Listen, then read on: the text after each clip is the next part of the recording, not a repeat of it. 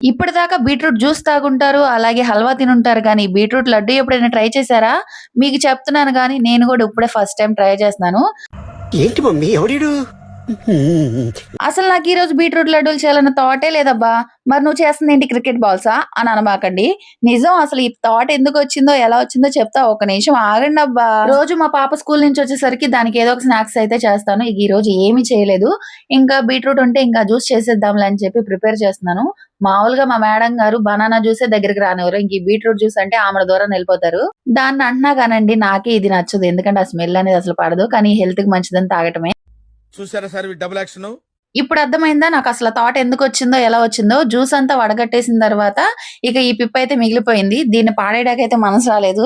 ఇక అందుకని చెప్పి ఒక పాన్‌లో 2 టేబుల్ స్పూన్ నెయ్యి వేసి ఇక బీట్రూట్‌ని దాంట్లో ఏసి కొంచెం ఫ్రై చేశాను. ఇంకా దీంట్లో ఇలాచీ పౌడర్, అలాగే water melon seeds 1 table spoon వచ్చేసి రాగి పిండి వేసి ఇలా కొంచెం ఫ్రై చేశాను. ఇలా ఫ్రై చేసిన తర్వాత కొంచెం నెయ్యి అనేది కొంచెం పైకి తేలింది. అప్పుడు స్టవ్ ఆఫ్ చేసి దీన్ని లడ్డూల్లాగా ప్రిపేర్ చేశాననమాట. అనుకుని చేసిన జ్యూస్ కన్నా అనుకోకుండా చేసిన లడ్డూల టేస్ట్ మాత్రం అదిరిపోయింది. వీడియో నచ్చితే అలా వెళ్ళిపోకుండా ఒక లైక్ ఇచ్చి సబ్స్క్రైబ్ చేసుకోండబ్బా!